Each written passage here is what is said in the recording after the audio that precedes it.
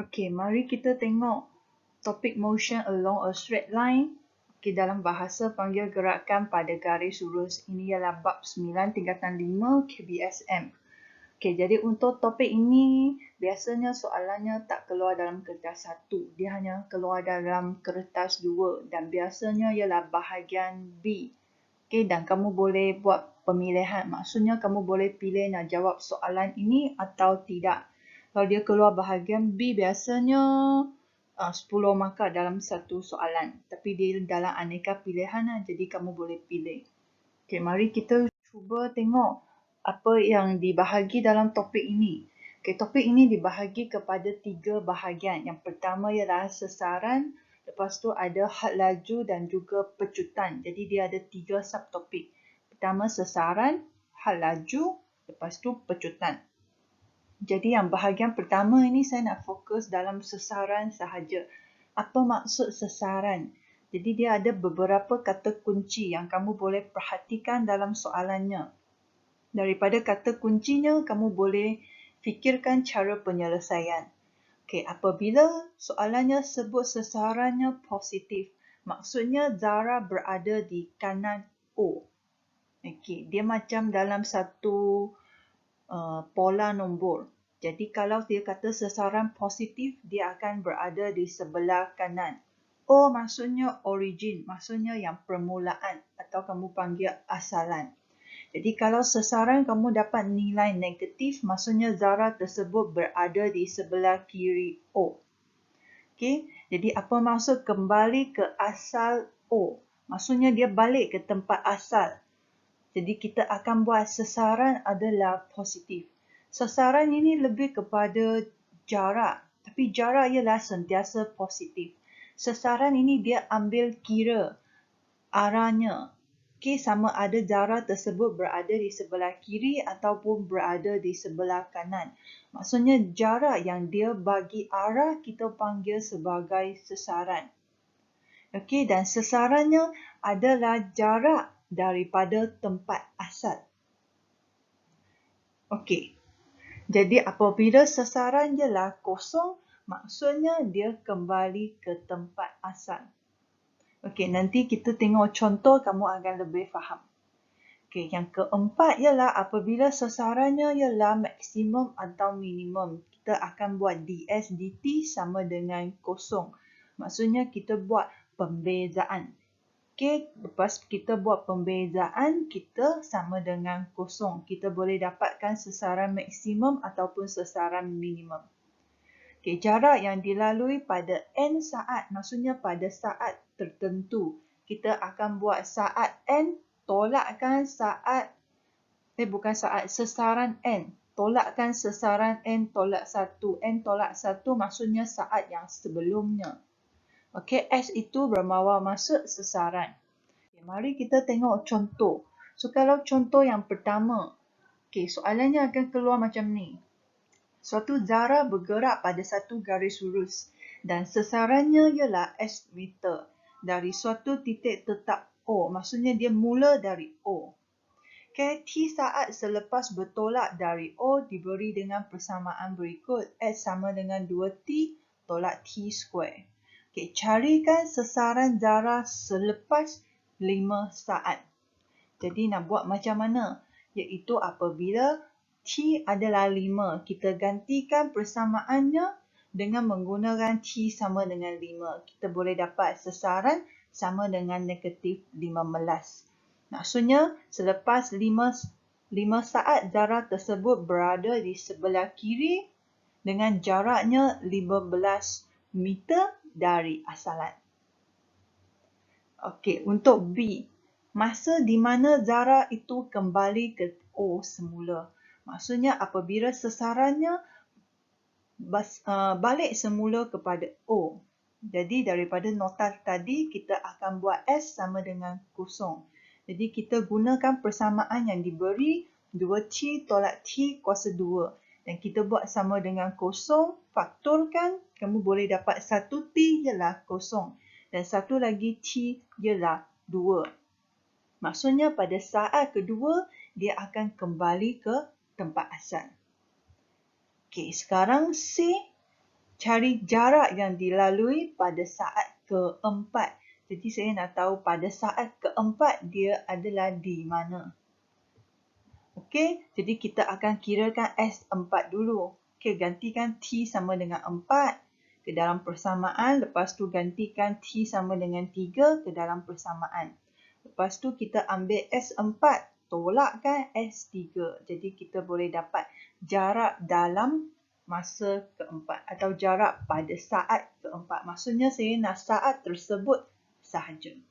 Jadi daripada soalan sebenarnya kita boleh faham macam mana zarah tersebut bergerak. Okey, contohnya kita boleh teruskan lagi. Saya nak tahu zarahnya macam mana bergerak.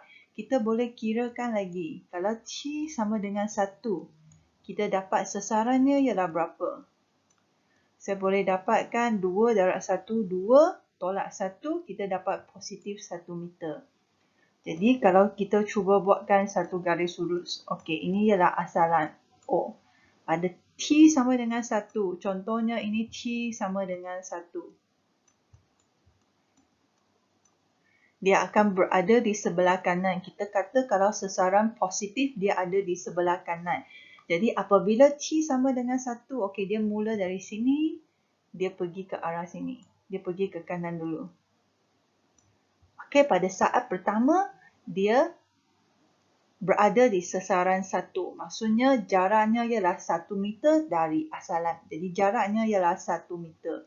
Jadi jarak di sini adalah 1 meter. Lepas tu tadi kita dah kira apabila T sama dengan 2, dia kembali semula ke O. Maksudnya dah sampai sini, dia patah balik. Apabila T sama dengan 2, dia berada di O semula. Lepas tu tadi kita pun ada kira apabila T sama dengan 5, kita dapat sasarannya ialah negatif 15. Maksudnya T sama dengan 5 mungkin berada di sini. T sama dengan 5. Pada saat kelima, dia adalah di sebelah kiri daripada asalan. Jadi apabila sasaran ialah negatif 15, maksudnya jaraknya dari asalan ialah 15 meter. Kalau negatif, maksudnya dia berada di sebelah kiri. Jadi jaraknya terus mula sampai sini pada saat ke-5. Jadi kita tahu dia bergerak ke kanan dulu, lepas tu patah balik. Okey, lepas tu yang seterusnya kita tak tahu. Sebab kita tak tahu dia sampai di mana. Okey, jadi ini ialah gambarannya. Macam mana zarahnya bergerak. Dan saya nak kamu faham apakah perbezaan antara jarak dengan sasaran. Jadi sasaran kita ambil kira jarak dari asalan. Jadi kalau dia nak cari jarak, okey, pada saat keempat. Jadi kita perlu tahu T sama dengan 4 di mana. Jadi contohnya ini ialah T sama dengan 4. Contohnya ini ialah T sama dengan 3. Jadi saya nak tahu jarak sini ialah berapa sahaja. Ini ialah maksudnya jarak yang dilalui pada saat keempat. Jadi jarak antara sini kita akan ambil T keempat tolakkan T sama dengan 3. Okey? Mari kita tengok contoh yang seterusnya. Jadi contoh ini ialah rujuk buku teks anda. Okey, contoh kedua muka surat 214.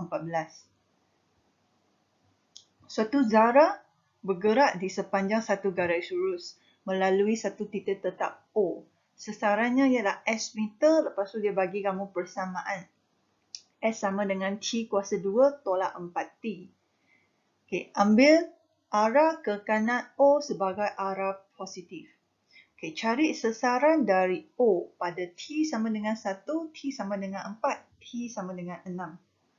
Jadi untuk A, senang sahaja, gantikan. Kalau dia nak T sama dengan 1, kamu gantikan T sama dengan 1. Kamu boleh dapatkan dapatkan S ialah negatif 3 apabila T ialah 1. Lepas tu kalau dia nak T sama dengan 4, kamu gantilah 4 ke dalam persamaan. Kalau dia nak T6, gantilah ke dalam persamaan. Jadi kalau kamu dapat negatif 3, maksudnya jarak itu berada 3 meter di kiri. Kalau kamu dapat jawapannya kosong, maksudnya darah itu berada di asalan, di O. Kalau kamu dapat positif, maksudnya dia ada di kanan O. Okey, barulah kita tengok B. Cari masa apabila darah itu berada 5 meter ke kanan. Jadi 5 meter maksudnya dia bagi kamu jarak. Lepas tu ke kanan maksudnya dia masukkan arah. Jadi ini ialah sasaran positif 5. Okey, jadi kamu bagi sasaran sama dengan 5, masukkan persamaan yang ada. T kuasa 2 tolak 4. T sama dengan 5, selesaikan persamaan kuadratik. Tekan EQN, kamu boleh dapat T ialah negatif 1 dan T ialah 5. Jangan lupa T adalah masa. Jadi masa sentiasa positif. Jadi kita pilih jawapan T sama dengan 5. Okey, seterusnya kita tengok soalan C. Okey, apakah soalannya? Gambarkan kedudukan zarah itu relatif kepada O pada satu garis nombor bagi setiap saat dari T sama dengan 0 sehinggalah T sama dengan 5. Jadi kita cuba selesaikan untuk soalan yang seterusnya. Dia nak kamu gambarkan, maksudnya dia bergerak dari mana ke mana. Jadi kamu dah ada T sama dengan 0. Kamu dapat ialah 0. Kalau T sama dengan 2, dapat negatif 4. Masukkan lagi T3, T5. Okey, kalau dah lupa, kamu rujuk semula yang tadi. Kalau T sama dengan 1, kamu dapat apa? Okey, kalau T sama dengan 1, kamu dapat sasaran ialah berapa? 1 tolak 4, kamu dapat negatif 3. Jadi maksudnya apabila T sama dengan 1, tengok dia berada di negatif 3. Dia ada di sini. Okey, kalau T kosong, maksudnya dia di mulaan. Apabila T sama dengan 2, dia dapat sasaran negatif 4. Jadi dia ada di sebelah kiri, jaraknya 4. Kalau T ialah 3, dapat negatif 3. Maksudnya dia balik semula ke negatif 3. Balik kembali ke titik sini. Okey, apabila T sama dengan 4, kamu dapat S adalah kosong. Maksudnya dia balik ke tempat asal. Dia dah ubah arah, dia balik ke tempat asal. Apabila T sama dengan 5, kamu dapat sasaran 5. Maksudnya dia berada di sebelah kanan asalan. Okey, jadi ini ialah gambaran.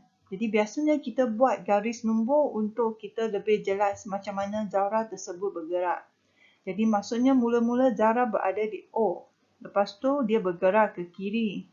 Lepas tu dia patah balik. Lepas tu dia boleh sampai ke kanan. Ini ialah pergerakan zarah. Okey, kita tengok contoh yang seterusnya, contoh 3.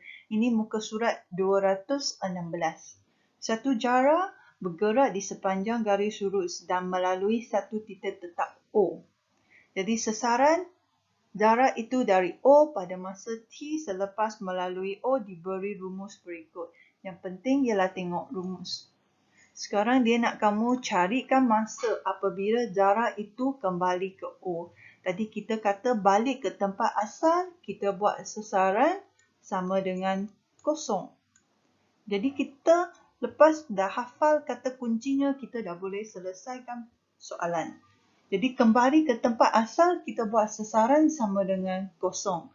Lepas tu lakarkan graf sasaran masa bagi gerakan zarah itu. Okey, dari 0 hingga ke 3 saat. Seterusnya baru kamu carikan jumlah jarak. Okey, jadi yang pertama kita carikan masa dulu apabila dia kembali ke tempat asal. Jadi kita buat S sama dengan 0. Masukkan persamaan, tekan EQN, maksudnya kita faktorkan. Kita dapat T ialah 0, T ialah 2. Jadi kita tahu nak pilih jawapannya positif sebab dia mesti bermula daripada T 0. Okey, lepas tu apabila dia kembali ke tempat asal O, ialah pada saat ke-2. Okey, lepas tu kita macam mana nak lakarkan graf. Jadi kalau dia nak lakarkan graf, kita buatkan paksi X, paksi Y dulu. Paksi X ialah T, paksi Y ialah S. Jadi kita perlu kira apabila T ialah 0, sasaran ialah berapa. Jadi dah kira T sama dengan 0, S ialah 0. Kita perlu tahu apabila T ialah 1, S ialah berapa. Okey, jadi kamu pun boleh cuba apabila T ialah 1. Gantikan, nak cari sasaran, ganti kepada persamaan. Jadi 1 kuasa 2, 1. Tolakkan 2 darab 1, kita dapat negatif 1. Okey, jadi kita masukkan ke dalam persamaan, kita pun boleh dapat nilai sasaran ialah negatif 1. Okey, jadi nak cari titik minimum atau tidak, ini pun bergantung kepada kamu lah. Jadi untuk saya akan kira T sama dengan 0, T sama dengan 1, 2 dan 3. Sebab soalan nak sampai 3. Dan kita tahu maksudnya dia kembali ke tempat asal, maksudnya dia dah berubah arah daripada garis nombor tadi. Jadi saat kedua kamu nak kira pun boleh, tak nak kira pun tak apa. Jadi kalau kamu nak kira, boleh kira lagi. Apabila T sama dengan 2, kamu dapat sasaran ialah berapa? Kamu boleh cari kalau kamu kurang jelas tentang gambaran. So, masukkan T sama dengan 2. Jadi 2 kuasa 2 ialah 4. Tolak 2 darab 2 pun dapat 4. So, 4 tolak 4, kamu dapat sasaran ialah 0. Sebab tadi kamu dah kira apabila T sama dengan 2, kamu balik ke tempat asal. Maksudnya sasaran sama dengan 0. Okey, faham maksudnya? Jadi mula-mula dia berada di 0, 0. Jadi apabila T sama dengan 1, kamu dapat sasaran ialah negatif 1. Jadi dia berada di bawah. Lepas tu apabila T sama dengan 2, kamu dapat S ialah 0. Maksudnya dia kembali ke tempat asal. Lepas tu apabila T sama dengan 3, kamu dapat sasaran 3. Jadi dia berada di sebelah atas, maksudnya sebelah kanan. Jadi lepas sambungkan, kamu dapat satu lengkungan. Jadi ini adalah graf sasaran masa. Okey, jadi untuk bahagian pertama ini kita dah selesai. Seterusnya dia nak cari jarak yang dilalui oleh zara itu dalam saat. Dalam 3 saat yang pertama. Jadi macam mana nak buat dalam 3 saat yang pertama? Jadi dalam 3 saat yang pertama, macam mana nak selesaikan soalan?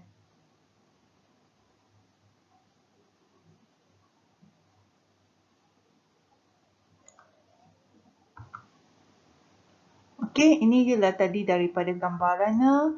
Lepas tu kita boleh buatkan satu garis lurus. Untuk kita tahu gambarannya macam mana. Barulah kita boleh selesaikan soalan. Jadi nak cari jumlah jarak dalam 3 saat yang pertama. Maksudnya, ini daripada kiraan tadi. T0, S0 saya tulis semula. T1, S negatif 1. Jadi kita buat pada permulaan. Ini ialah asalannya. Apabila T ialah 0, sasaran ialah 0. Maksudnya dia baru nak bergerak. Belum gerak lagi. Apabila T ialah 1, sasaran ialah negatif 1. Jadi dia berada di sebelah kiri.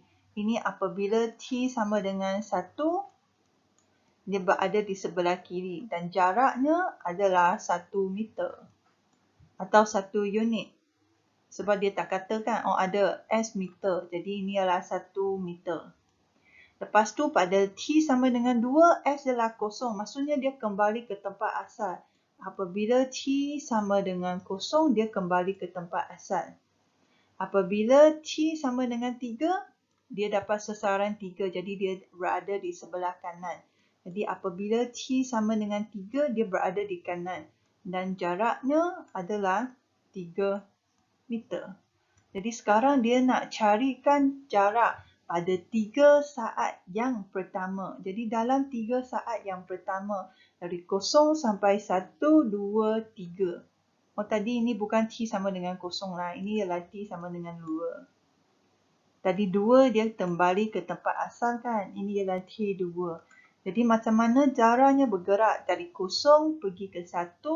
Lepas tu patah balik ke tempat asal. Lepas tu baru sampailah sini. Jadi jumlah jaraknya sini ialah 1. Kembali ke tempat asal masih 1 meter. Dan jarak sini adalah 3 meter. Jadi sini ialah 3 meter. Jadi 1 tambah 1 tambah 3. Jadi kita dapat tahu jumlah jarak dalam 3 saat yang pertama ialah 5 meter. Okey. Lepas tu B dia nak cari jarak yang dilalui oleh zarah tersebut dalam saat ketiga. Jadi saya nak ambil saat ketiga tolakkan saat kedua. Jadi saat ketiga ialah ada di positif 3 di sebelah kanan. Tolakkan T2 ialah kosong. Jadi ambillah 3 tolak dengan kosong, kita dapat 3 meter. Okey, dan tadi saya dah cakap topik tersebut ada 3 bahagian. Jadi ada sasaran, had laju dan juga pecutan. Jadi untuk slide hari ini saya fokus dalam sasaran sahaja. Untuk had laju dan juga pecutan saya akan sambung dalam bahagian yang seterusnya untuk elakkan kekeliruan anda. Jadi sekarang saya nak kamu boleh bezakan apa itu jarak dan apa itu sasaran. Okey, jadi ini sahaja untuk topik hari ini. Okey, sekian. Terima kasih.